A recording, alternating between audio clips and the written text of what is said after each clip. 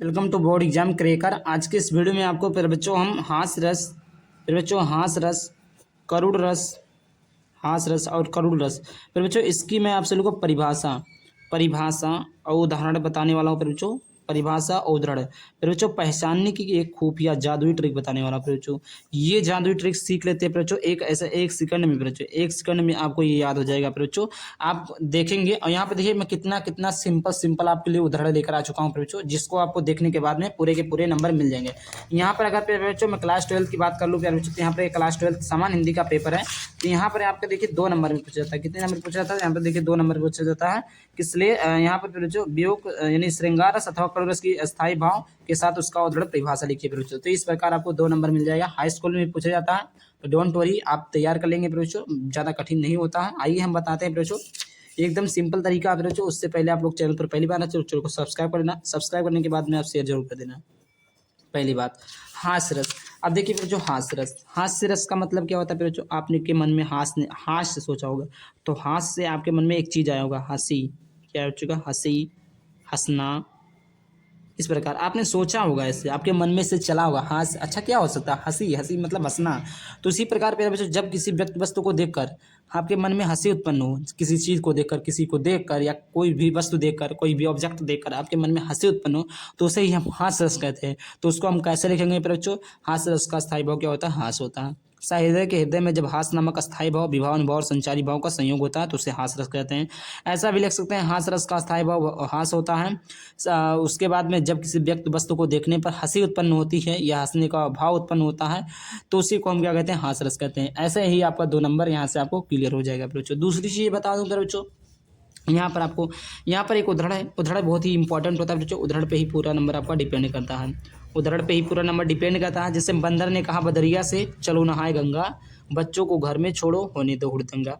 ये प्यारे बच्चों आपका है प्यारे बच्चों, ये आपका पूरा है। बंदर ने कहा, अब आपने ये चीज़ें पढ़ा, ये आपने पढ़ा प्यारे बच्चों, तो इससे आपके मन में हंसी उत्पन्न हुआ होगा। क्या हुआ होगा प्यारे बच्चों? हंसी उत्पन्न हुआ होगा कि बंदर ने कहा बदरिया से चलो नहाए गंगा, बच्चों को घर में छोड़ो होने दो हुड़दंगा।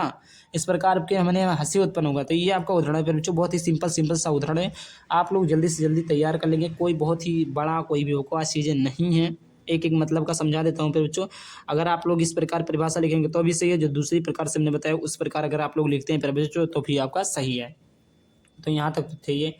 चलिए बात करते हैं करोड़ रस का स्थायी भाव।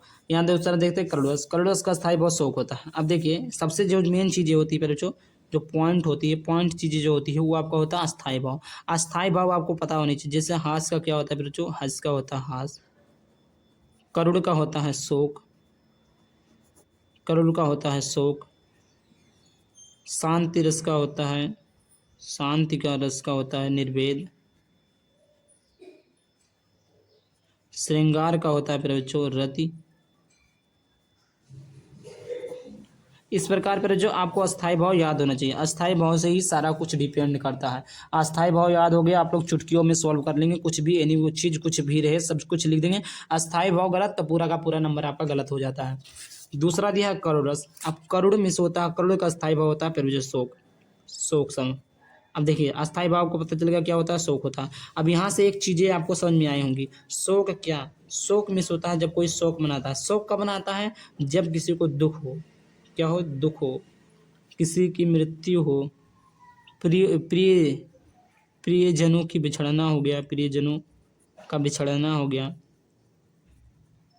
बिछड़ना हो गया, प्रेमी प्रेमिका का, प्रेमी प्रेमिका का अलगाव हो गया, अलगाव हो गया, या किसी अपने खास है, किसी अपने खास से दूर होना, किसी अपने खास से दूर होना प्यारे बच्चों, उसको हम कहते हैं करुण रस कहते हैं प्यारे बच्चों।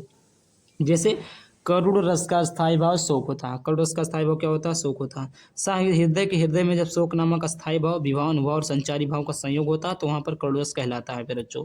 करुण रस का स्थायी भाव शोक होता है। हृदय के हृदय में शोक नामक स्थायी भाव, अनुभाव, संचारी भाव का संयोग होता है तो उसे हम करुण रस कहते हैं। उदाहरण के लिए बात की जाए प्यारे बच्चों, तो हे खग मृग, हे मधुकर श्रेणी, तुम देखी सीता मृग नहीं, इस प्रकार क्या है प्यारे बच्चों, आपका उदाहरण है। अब करुड़ रस का उदाहरण भी हो गया, ये चीज़ें हमने आपको बता दी है प्यारे बच्चों। ये कितना सिंपल है आप लोग देख ही सकते हैं। अगर आप लोग को वीडियो पसंद है, वीडियो को लाइक करके चैनल को सब्सक्राइब करिएगा। चलिए मिलते हैं किसी नए टॉपिक के साथ, तब तक के लिए बाय बाय, थैंक यू, जय हिंद, जय भारत, वंदे मातरम। शेयर जरूर कर दीजिएगा प्यारे बच्चों। अगला टॉपिक इस वीडियो पे चाहिए, ये भी आप लोग कमेंट बॉक्स में कमेंट कर देना।